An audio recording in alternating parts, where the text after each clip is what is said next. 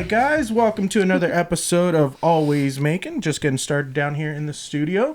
We have our guest, Katie from Woolly Mountains. We met up at the Brighton, or it's Brighton. Big Cottonwood Canyon Flea Market. BCC, yeah. At Brighton Resort. At the Brighton Resort. But I Big always get Cottonwood those Canyon, two. yeah. That was one of our Sunday shows we were doing over the summer. It was great to get up there because it's nice and cool. Mm-hmm. We've also met great people like Katie. But Katie, we want to introduce you and Woolly Mountains and everything you do. Tell us a little bit how you got all started with your creations. Oh my gosh. My daughter is 3 now, and when I was pregnant, I just needed stuff to do, and so I started to think of ideas that, like, how can we do open-ended play? How can we upcycle? How can we, like, not have all new plastic or new things? Like, how can we just continue to use what we already have? And little kids just go through clothes and things so fast. It was like, let's make something that's both decorative but also open-ended play.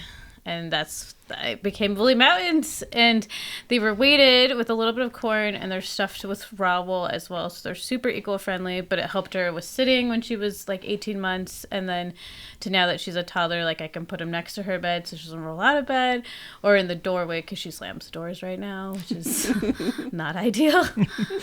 So for those of you who can't see, it is little mountains made out of wool. Yeah. Yeah. Yeah. Well, the crazy part is you're spinning your own wool?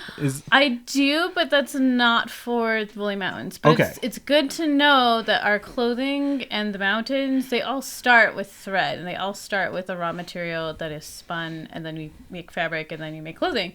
So that's where our clothing starts, and not at Target. So with your own spinning, what are you using the spinning material for? I've been spinning for probably a decade or so, and I have 6 nieces, and my daughter makes the 7th, and so for Christmas I always make hats and gloves or shirts or just whatever. So far I'm not selling anything that I'm spinning, because people don't understand that, like, it takes so much time to spin it and then so much time to make a product and then to sell a product. They just don't understand all that process. Yeah. And so when you're at the shows, you bring your wheel with you, you're spinning. Yes. Is that part of just kind of your education process to kind of teach people about that whole process? Yeah. And to just, like, to upcycle and just to have a better appreciation for the clothes on our back and for use it up, wear it out, make it do, or do without, So continue that cycle and to just educate people, and it brings people in. Kids are always curious. It's like a forgotten tool. I don't know. Yeah, absolutely. I've started to see it pop up a little bit on Instagram. I've seen some people who weave and spin and things like that, but definitely not something that you see often, especially in real life, in person at markets. Yeah, like it's really meditative to do, and I can't do it with a toddler at home right now, so I'm just like, yes, I can do it again while I'm at the market. Where does one find a spinning wheel nowadays? Like, is that something I can just go on Amazon and buy? You really? Can. They do sell, and I've seen some on, like, Facebook Marketplace, but spinning wheels are always between like $600 and $800. Okay. So it's an expensive. Yeah. It's like a sewing machine. Like, it's an expensive tool. Specialty tool. Yeah. Yeah. And so, what did you buy yours from a store? Found it Facebook Market? I didn't. Handed down by family? No. So I mean, like, I don't know. I don't even know years, but like so many years ago, I was at USU to see my friend's exhibit that he was a part of for the anthropology department, and there was also a fiber textile exhibit going on, and so there were an older couple that were doing some wet felting, and I'm like, I want to do that. Like, I was in between jobs, didn't know what I wanted to do with my life, and I was like, this is gonna be my new hobby. And so I started with 2 sharpened pencils. Wow. Really? And some yarn, because I wasn't fully committed, so I'm like, let's just do pencils. I have pencils. I can go pick up a ball of yarn and just see what happens. So I started with knitting, and then wanted to learn how to make wool or make yarn. Yarn, yeah. So just with the pencils, you're talking like what would be like a substitute for knitting needles? Yeah. In this? Okay. Yeah. And before we even get into your craft, okay, there's so much just like... I know, right, it's like, just what do we... We switched out a rabbit hole already. Yeah. history of creativity. I just found out you were a chef for 10 years. Yes. And so you're also a massage therapist. Yes. You're doing this. Where did all the creativity start? You know, when I was a little kid, I was adopted from El Salvador and came to the States at 6 months, so I had heard a second language. So a lot of times we have pictures of me and I would just be like staring into space or just staring at my hands, just kind of like in awe of my hands. And my mom had always told me like, you'll be good with your hands, you know? And so I've always like held on to that like statement of just being creative, and I've always just been crafty. My mom had her own business doing quilts. She did wall hangings and quilts. And yeah, that's kind of where it started. She died when I was 16, and I didn't do any quilting or embroidery or anything after that because it just was too painful. Yeah. And so it's just weird how you meet the right person, you have a child, and all the things come back. Like it just all kind of came back together.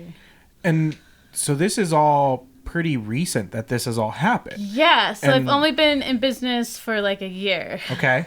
And so what was that push to, instead of it just being that hobby, make it into the business side of things? So a coworker at a spa that I worked at, she was an esthetician, I was a massage therapist. She had a jewelry side business, and I kind of just always fiddled with wool. And so she started her business and was like, you should really do it. And I'm like, I don't know. And so I would put things on my personal Instagram of like what I was making or what I was doing, being excited to be a new parent during COVID. And after COVID, it was kind of like, well, what should I do with my time now? Because I'm a full-time parent and I'm not doing a ton of massage work or anything else. So this was a great way to finally come back and be like a complete person, because like being a brand new parent is very like overcoming. It's wonderful, but it's just a lot. We will be experiencing be there that soon. shortly. Yes, I don't want to scare you. It is the best thing ever. You didn't know you could love somebody so much besides your partner, and sometimes you love your child more than your partner, and it's just this crazy thing. But it's also hard as a mom, and even if you're a working mom, but just realizing that like you lose your identity in a sense. Like the things that I could do before my child, am I still wanting to do that? Is it still a priority? Is it not? Or like just even trying to figure out how to make your house kid friendly so they're not getting into things. We have a lot of sharp things down here and a lot of tools, so a lot definitely of work to do on that forefront. Hopefully we have some time before it's crawling around and, yes, and climbing it into happens things. really quickly. Like sit on the floor and everything that you think is dangerous, fix that. And then kneel on the floor and then reconsider your life choices. And then eventually it's just mayhem. You just they can get into everything. So finding time to create and make and everything, how has that been, that balance of the motherhood and this? Because the child inspired this whole thing. It totally did. Like when she hit 2 and she was napping a little more, it was like, okay, like now this is my time. Like what do I want to do with it? But it's always a toss up. Do I take a shower?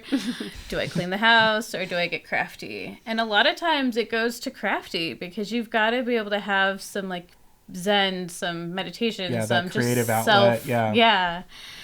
And sometimes when you have an idea, you kind of just have to get it out too.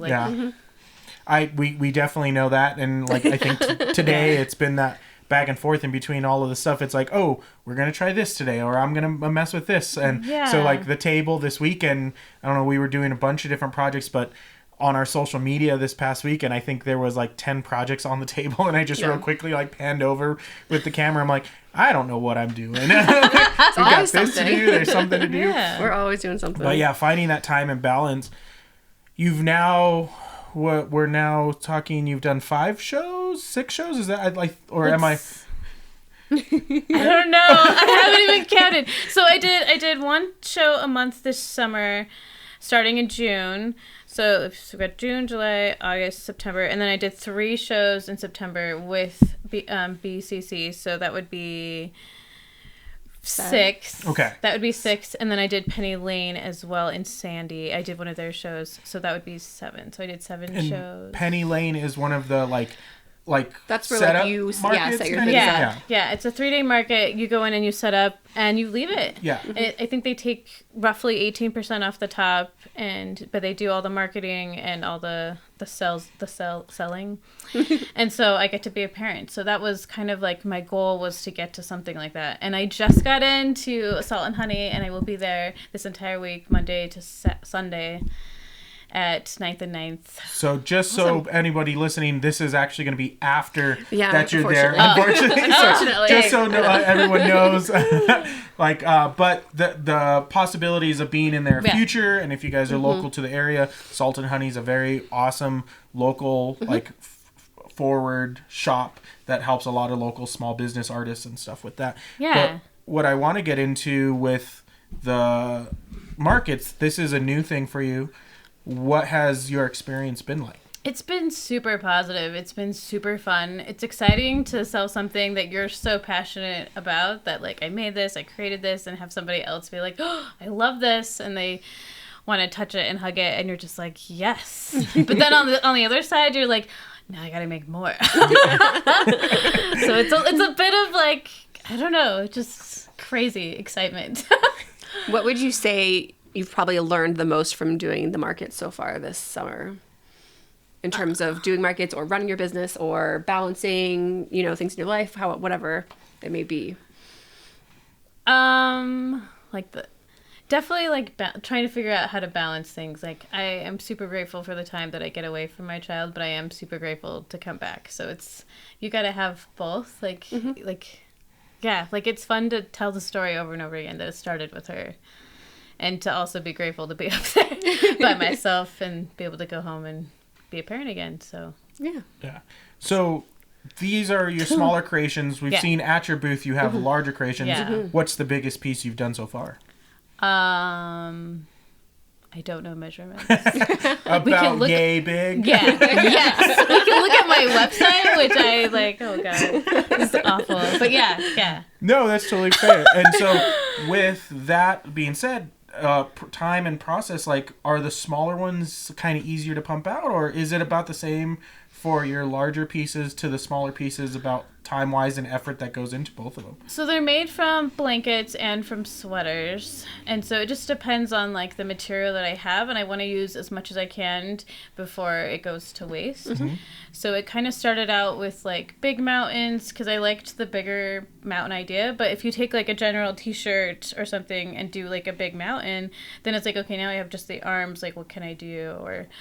Or if I decide to do a smaller mountain, I still have the reverse negative space from that cutout. So it's been really kind of beneficial to just kind of make them at random and still use that smaller mountain, because it was just now I've got different price ranges, because it's always hard to decide do you go just big, do you go big and small, and how do I stay true to it being Woolly Mountains? So I've tried to stay with only 3 or 4 designs, and then just kind of change the sizes, so that way I'm not having to be more creative. I think sometimes we can get overwhelming with our creativity of let's jump into this puddle or into this puddle of different mediums, and I'm trying to stay consistent with one, so that way my branding has more cohesiveness. Yes.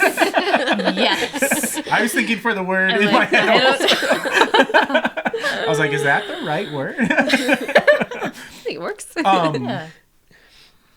Your child inspired what you did, what you're creating. What was the reason for mountains? Why not monsters or creative animals or all that stuff? But the mountain side of things is what you're you go to your booth, we're going to see a bunch of mountains made out of this. What was that kind of? I love nature. I love camping. I went camping when I was 7 months pregnant. It was a little rough. Oh my goodness. So consider your choices wisely. But I just love it being out in nature, and I feel really grateful to be in downtown Salt Lake, but also be so close to the mountains at all the times. And growing up in Logan, Utah, I was also really close to the mountains. But it was before phones, where my mom would drop me off at the canyon in the morning and pick me up in the evening. and I would make it there every time. And it was yes. Those are the days, man. Time for dinner. Parents had no idea where we were, No, what we were doing yeah. for hours on Right? end.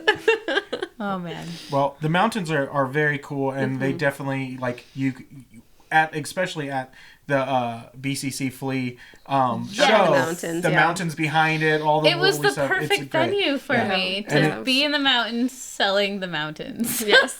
For material wise, your sweaters, blankets, how do you source your material? My neighborhood knows that I'm the wool person. So in 2018, I think it might have been the beginning of 2018, my neighborhood, I live in the base of the avenues in front of Memory Grove Park. And we have a well right there, and it was underground, and they were petitioning to move it above ground because they needed to do maintenance and to update it. And there just was a lot of neighborhood fight back about it. And so I yarn bombed 4 trees. Oh, nice. And did this huge yarn bomb thing and like put it into a lot of different like crafting stores and like knit stores to be to save the trees. So then my neighbors who all found out about it, and I ended up being on the news for it.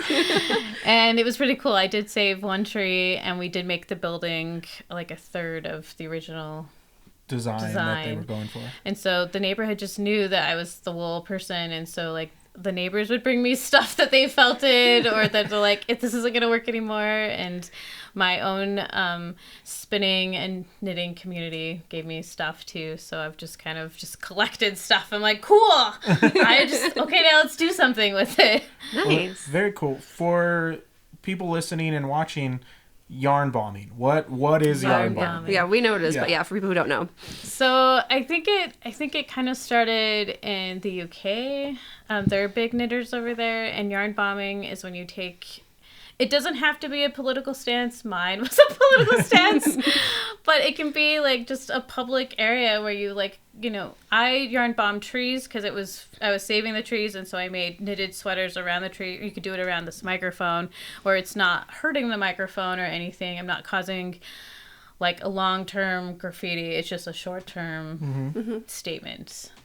And so how big are we talking knitting wise? Like, oh I man, mean, how long did that take you? You should look it up. It's on. Yeah. is it on like KSL? If we search, like, it should be. Yeah, because Avenues, I was in the yarn Desert bombing? News. Okay. So I was on the front page of the Desert News. Okay. So it was 4 trees, and one was pretty big around, like probably like this big around of a tree base, and like maybe this long for one of the bigger ones. So we're talking about 4 feet by 3 feet, maybe. Yeah, say 3 Yeah. feet in diameter, maybe. Yeah. So there were 2 trees about that size, and then 2 that were skinnier, and they were old sycamore trees that I was saving. Okay. So. And how long did it take you to like knit these little man. like tree sweaters, basically? So Not little big tree sweaters. I had the idea. We knew that it was coming, and they started kind of interviewing, or the news interviewed some of the neighbors about like what we thought about what was happening, and we were just very upset because it's a historical neighborhood, and they wanted to put like a Starbucks in the middle of the park, and it's like, this is not a good exhibit to show people. Like, this is not okay. It's too modern for an old neighborhood. So I started in like January, and I just made some flyers and took them to some of the craft stores that I like to go to and others, and just kind of mailed it out to some of my friends that are knitters. And I'm like, hey, like, who wants to like help save trees with me and donate yarn and help knit a square or something? And it turned out I got a lot of donations for yarn, but I did all the knitting. Wow. So I was like, okay. So it was from January until April 19th, which is Earth Day. Okay. Or maybe it's Arbor Day. Arbor Day and Earth Day are like a week apart. Yeah, I don't remember which is which. I can't remember which one comes first, but that was the week that I was going to do it, because it just had like a lot of meaning already for Arbor Day for trees. So yeah, I just started in January to April. Wow. So, of just straight knitting. Of just straight and getting knitting. it. And then. Yeah. So is there any like risk to like legal like I mean, side of things? there definitely can when you're doing public property. Yeah. That you're not asking permission to do something. So we had friends over, and I gave them dinner and beer and was like, hey, like, do you want to come back over at like 10 o'clock at night? Black beanies, black. So we all wore black and just set it all up in the middle of the night. And I didn't tell anyone. I didn't tell any of my neighbors that I wanted to do this. And I just did it. And I was like, awesome. it was just so liberating to like have a voice, because I'm really shy and awkward, but you don't see that side, but I totally am, because I stutter and get all nervous. But it just was fun to do something about it, because it's like I didn't have any other means to like contribute, like just smart wise otherwise. And so it was really cool because I ended up being on the news. We had the mayor come down because it was a mayor election, so both mayors came to talk to us, and like it just kind of opened the door that like this was super important to all the neighbors. And now like I'm close with all my neighbors, and we've been in the neighborhood for 15 years already. Oh, wow. So it was just kind of like we all kind of did our own thing, and you say hi, but you don't really go beyond that. And now like we're all sharing beers and having barbecues. So it's been like a wonderful thing. That's amazing. Super amazing and awesome, because there's two things to that like kind of resonate with everything we do is the community aspect. Yeah. As artists and some of the other guests we've had on the show, art community is important, and it helps grow, it helps inspire, it helps do this, but also like doing art with a statement. And like you might think you didn't have the ability to make change with your art, but your you totally art made a huge impact for did. everybody in that neighborhood. It totally did. And it spoke louder than all the neighborhoods that have like backgrounds in like well design or backgrounds in like soil research to make all of my neighborhood, like the older generations had all this like bigger like job and research papers to be like, read all this stuff, Yeah. but nobody was listening. And so until I decided to be really quiet but really loud without using my own voice but by my art, it was amazing. That's really, it was really amazing. It is really cool to so hear. I had planned to only do it for like a week because I was so nervous about like getting arrested or having like it be a negative thing. So I put a tag, like a big T tag on it so that you could come up to the tree and read it about like, this is why it's here. This is like who helps provide wool for me. And I left out last names. It's only first names. So it stayed private, but just kind of like, this is why we're doing it. And so yeah, I kind of was trying to like ask forgiveness at the same time. And then the neighborhood loved it and they're like, why did you take it down? So it went back up. I think it went up for the whole summer that year, and then I think part of the next year. and there was actual change created by your art, which is very cool and inspiring. And for any artist out there thinking that they might have this little piece that might not make change, you don't know what the impact is on the community around you. If you have that inkling that I should maybe do something, listen to it and do it. You will never regret it. You'll never regret it. And you just have no idea like the impact that you'll have. And hopefully it will always be positive and you'll inspire other artists to, put it forward on their own thing, that like they want to stand up for something else, or if they want to just be more creative. And just go for it. We are not saying anything, disclaimer here, do not do anything illegal. Don't do anything illegal. Don't do anything dangerous or destructive. But there are ways, and exactly like what you did, it was non-destructive, it made a statement, and there was some really big change, which is really cool to hear. And again, we didn't know that. Our first conversation with you. And this is one of the fun parts I love about having the conversations with artists, not in a booth, but like in this environment, is that we learn so much about each other that we do not just trying to sell a product. There was no intention for you selling sweaters after what you did. I mean, there are still felted trees because I still am passionate about my trees. But it's very cool to see and to hear that that's a thing that you did that before this even became a thing for you. With everything going forward with what you're doing, because we're now just about a year planning like bigger projects, other things. Is there other stuff you're looking at potentially creating as we get further into your creative career with this?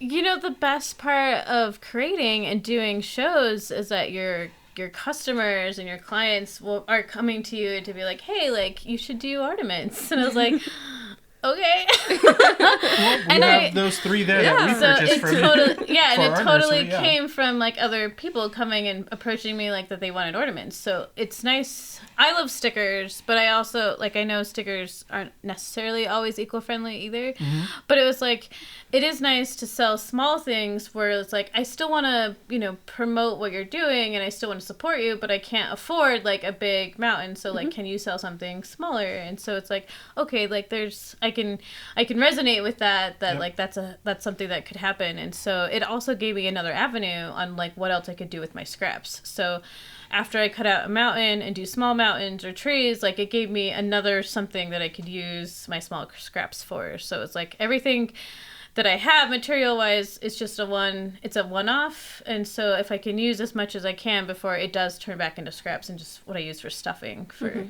the product. So it was kind of cool. So kind of full circle with everything you do, and you're like, nothing is really going to waste from any of your products. Yeah, I love that. Yeah, that's great, because we have talked on here about what is our eco footprint for anything we're doing, what we're trying to create. There is always an offset of potential waste, and trying to say, hey, how do we not do this? I'm like right now testing leather in a press over here with Christy's scraps from her toe caps that she makes. I'm like, okay, can I try something different and maybe make a smaller item out of those pieces? Explain kind of that process for us when it comes to creating one of these mountain scapes. So we kind of talked about it, shirts, blankets. Yeah. But like, what kind of goes into your thought process in getting to where they're at, kind of creating the shapes you want, inspiration for them? How does that all go for you? So my creating space is a lovely carpet floor, hopefully with no toys in the way. And I just take a piece of yarn because I always have yarn balls around, and just take a piece of yarn and just kind of like freeform a mountain or a tree and kind of like, okay, I like this, or this one should be lower. And then I just cut. Like, I don't even trace. I don't have patterns. It's just kind of like, it just happens. Well, and I think that kind of shows with the whimsical style of it, for sure. That it feels very organic. Yeah. So, like the ornaments are just sewn straight together. And so some of my first mountains were sewn just straight together because I'm new to learning how to use a sewing machine. And so like this little mountain is like progress because I sewed it inside out and then flipped it so it has the smoothness, because not all of them are smooth because I've had to learn how to sew better.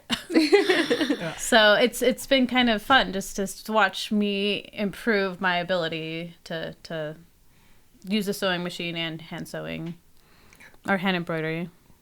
Yeah, absolutely. I did notice, I love the hand embroidery on the tops of these mountains we have here. For those who can't see, so we've got a little mountain in front of us with just little like flowers, leaves, stems kind of embroidered on the tops. Snow caps. And white thread on the tops of the mountains. Yeah, exactly.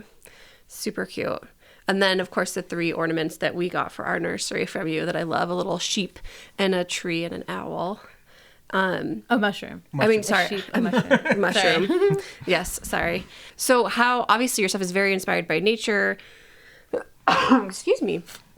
Do you have any plans to do more shapes, more designs, different lines of products, or seasonal items, non-seasonal items? Is there any? Like for me personally, I've never been like a huge holiday person, and so when I got asked to do ornaments, it was like I knew that I could still do nature ornaments that like made it so you could use them year round or for your nursery and not just for Christmas. So I'm trying to stay like away from like holiday.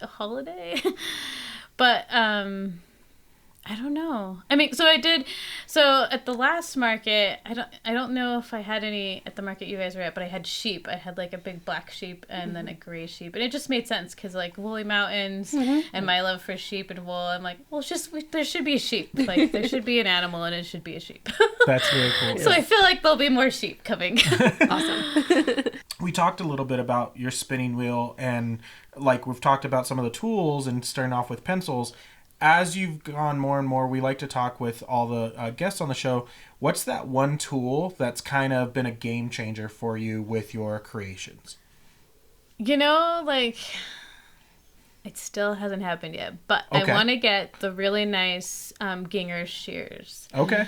So there was, so my favorite knitting store, which sadly just closed, is Blazing Needles. And Blazing Needles had like a Ginger set, but it was like the big shears, smaller shears, and then snippers that are like just the little pinch snippers that I was like saving up to like buy, because it's like they're like $200 or more worth of scissors. Yeah. And that would be my game changer, because having like the right sharpness of scissors totally changes. So I have several pairs of scissors. Like, okay, these are just for the house. This is for cutting food, and this is for cutting fabric. Because like, and if you don't label them, it all just gets shuffled, and then they're not useful. Yeah, I'm strictly aware of the fabric scissors. Yes. I'm not allowed to touch them. He knows. Although, like, Yes. I've sewn and I've stitched You can and get your everything. own fabric Yeah, scissors. but I cannot touch her fabric scissors. Use mine. We have multiple scissors of different qualities all over the place for different materials.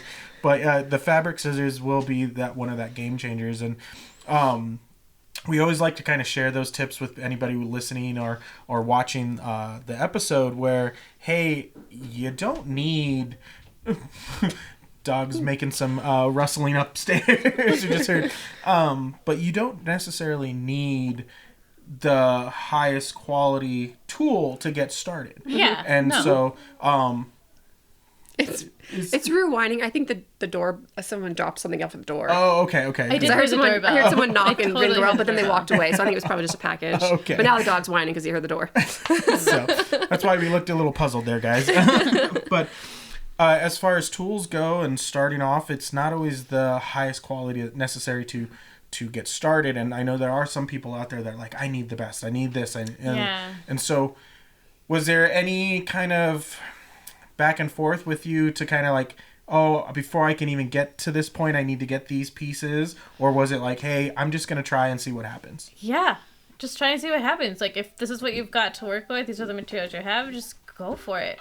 Mostly because at least you have, like, that blank canvas to start with, and then you can process, like, okay, this fabric doesn't work, or this material doesn't work, I need something better, like a higher quality, but at least you've already made, like, your prototype, essentially, out of something cheaper and affordable, and that it's not that big of a deal that you made a mistake. So aside from having that like ideal or game changer tool, what is probably your favorite tool that you do have or that you've used?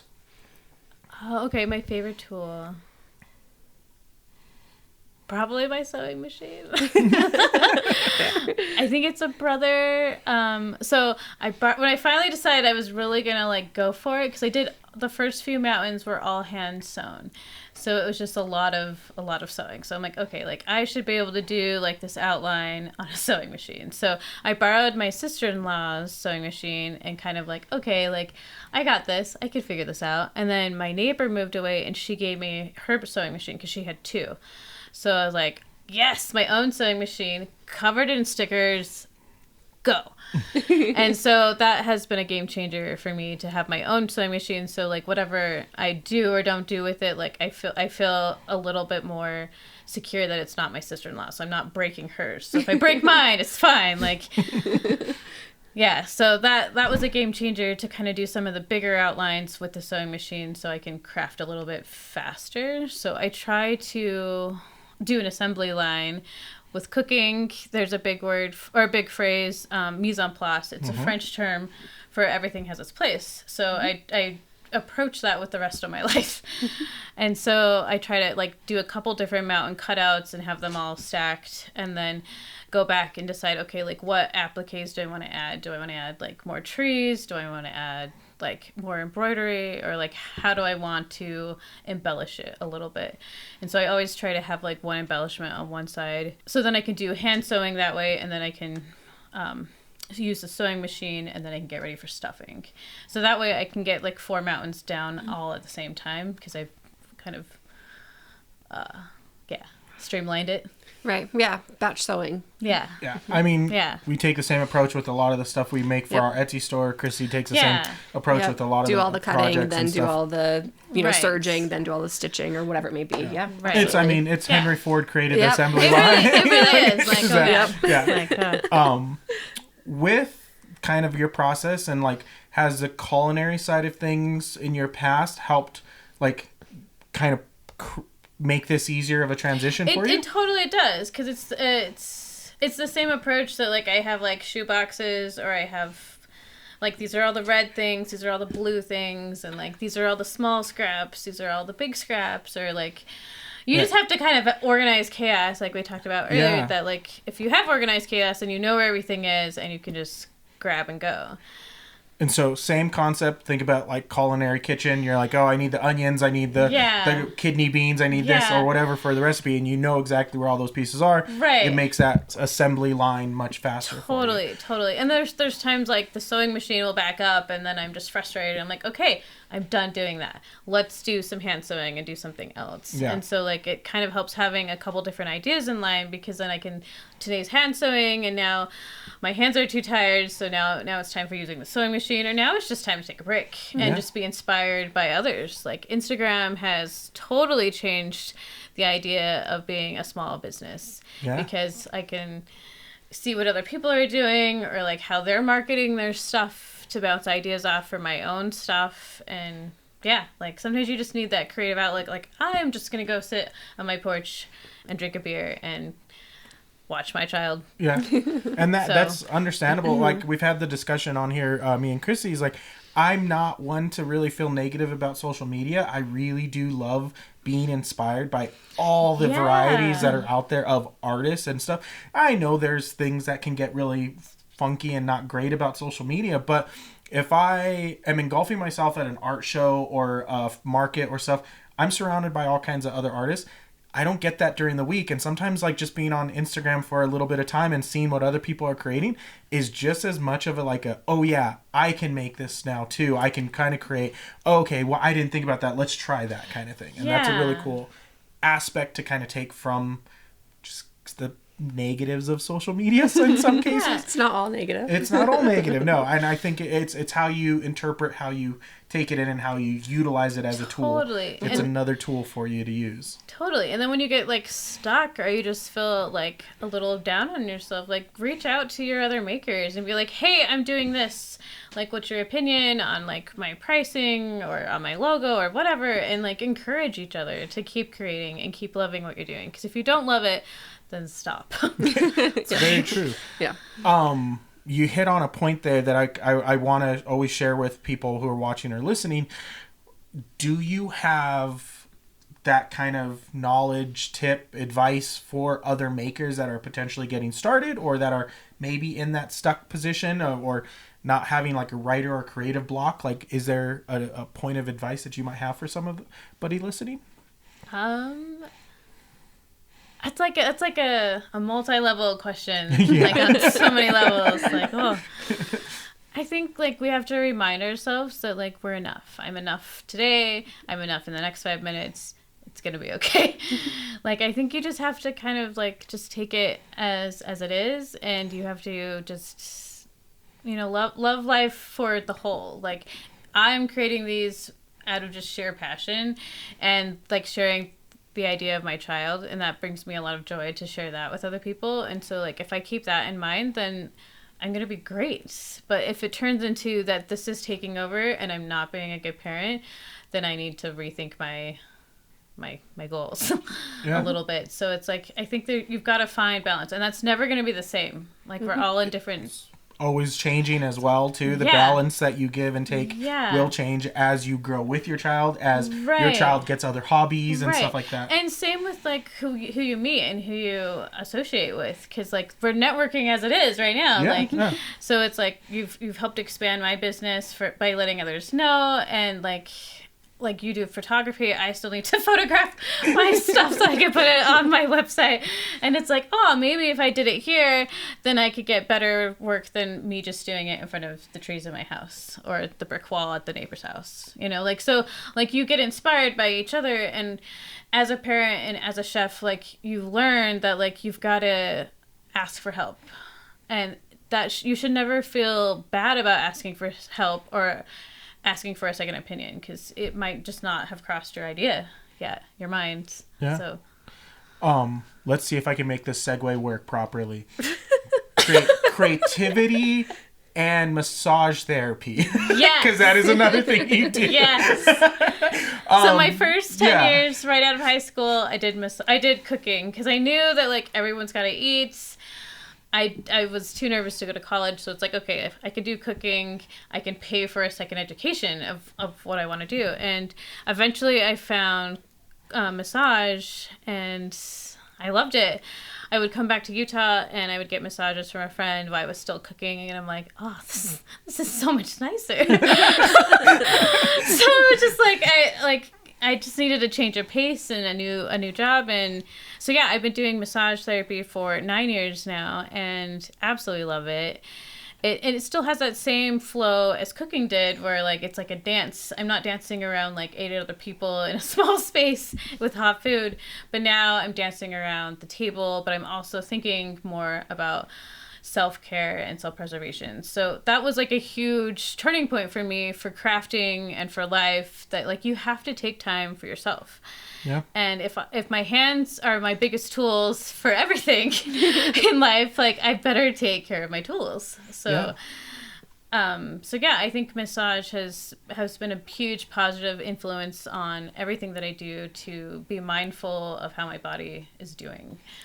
Is there besides the mindfulness and the awareness of your body, is there a kind of techniques or understanding from massage therapy that kind of makes into so creative? Let's pause for 1 minute. So we've got demonstration. If you guys are watching on YouTube, we brought out some you'll tools have to tune here. in.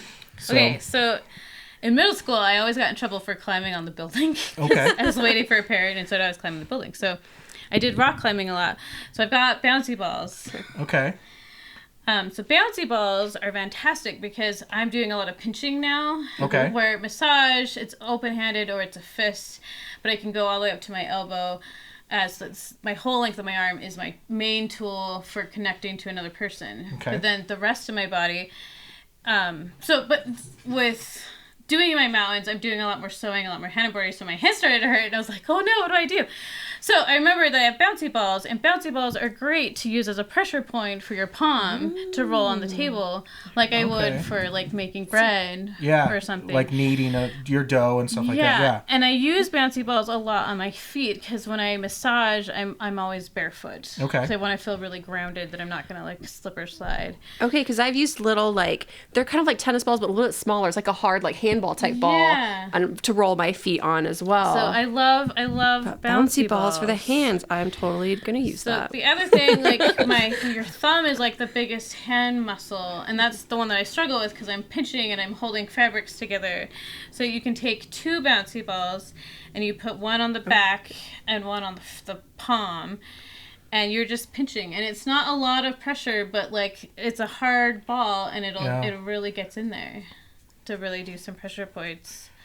Yeah, I was to say that's like the pressure point that's recommended for my migraines and everything. Yeah, is right there migraines. in that kind of spot, and so, yeah. And we forget that, like, to open and close our hands and to use our digits, that it's all coming from our forearms. Yeah. All of those tendons have to go up. So if they go up, then, like, we have to do hand stretching. So I use the wall, or I get on the ground to really stretch my forearms. Yeah. And you can still take that bouncy ball and do more pressure into your upper forearms. And so then I can kind of play the piano, and you can feel it. Like the air piano. Yeah, the air piano. Yeah. You can feel it. You can feel the tendons where I'm smashing them with the bouncy ball for a few seconds. Yeah, and that's something you've taken from another outlet and brought it into and understood, hey, these are things that are, like, going to make me more comfortable with my crafting side of things. Yeah. And so I think that's, again, we talk about it on the show. We got the dog looking at the ball. Did you see the ball? I'm sorry. That one's not for you.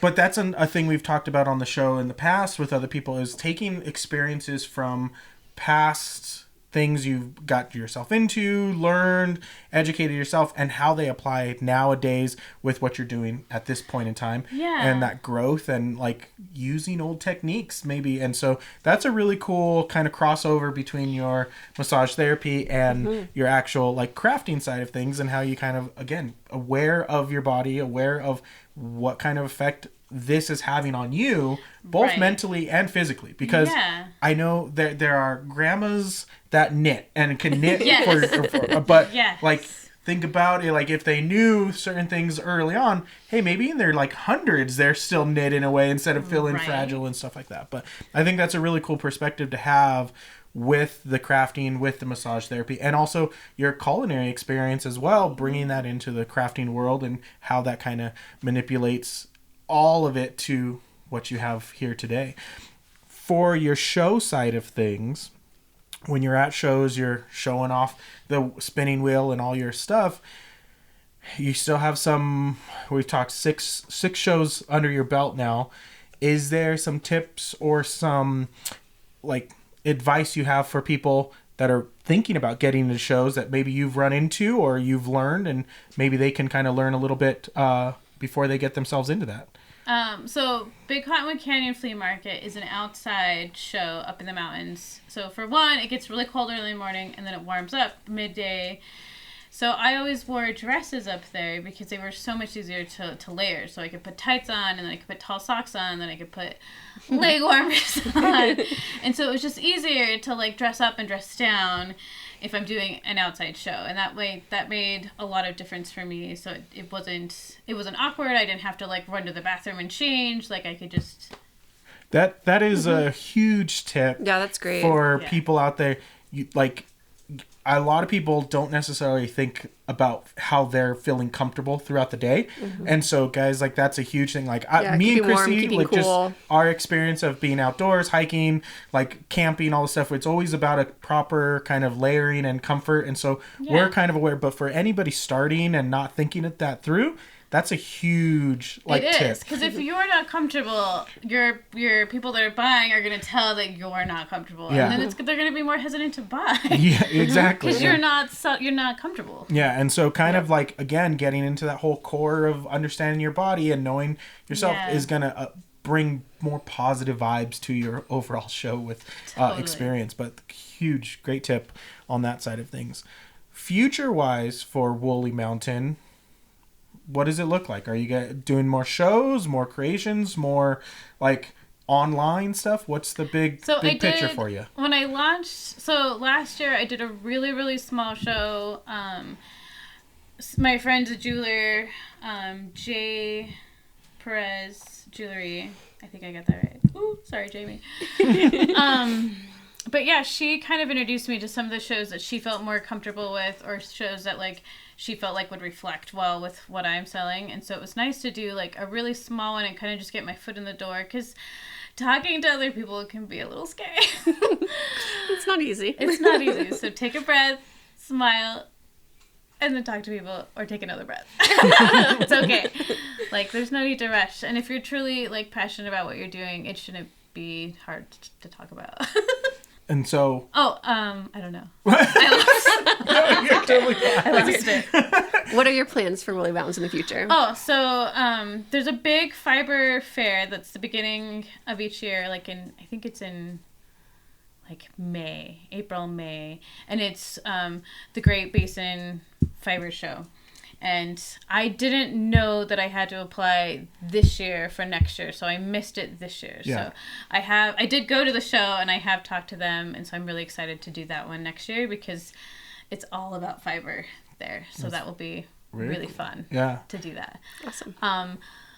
But yeah, I think like when I initially started my business, I did launch a website, but nothing was on it. Like, it had like a basic logo, a basic phone picture that wasn't great, but like I put something out there because I wanted to be able to say that like, okay, this is how you take care of your product after you buy it. That like if someone had further questions or still wanted to reach out to me for custom work or for more work or whatever, like you still have to have a way for your client to take home that information. So I just put the website up and just did a really brief thing. So it was just there, and then I've been able to work on it as in between shows and other things. So sometimes if you don't have all the things, it's okay. Like some is better than none, because the main thing is you want to have that connection, that verbal ability to communicate. Yeah. And so perfect segue here. I think I'm hitting these segues perfect. What is that website that people can go look and find? WoollyMountains.com. My Instagram is Woolly Mountains. Awesome. So awesome. Guys, if you guys are in the Utah area, come check out what what Katie's doing with all of the creations she has. And also, like, massage therapy. That's another thing you're offering as well. That's CatherinePughMassage.com. But definitely, like, this is a very cool, a unique thing that I don't think I've ever seen anything like it at all the shows we've done, is this kind of style of what you're creating, and I think it's very cool. And I think you've seen a positive impact from people already, like, over the shows you've done, and it's been great to see, and hopefully we see a lot more come from you in the future. Absolutely. Okay. But guys, this has been a really awesome show, and a completely different conversation I thought we were going to go with, just because there's so much we learned about you. And check out everything Katie is doing. This has been really great information about kind of being aware of your body and like everything that you create, and be aware of that. Her whole concept of using every piece of recycled material here and creating from stuff before it goes to landfill, we can really get behind. But we appreciate everything you guys are doing on your guys by watching, liking, subscribing, commenting on the show here. But we want to just say thanks, and we'll see you guys on the next episode. Bye, guys. Bye.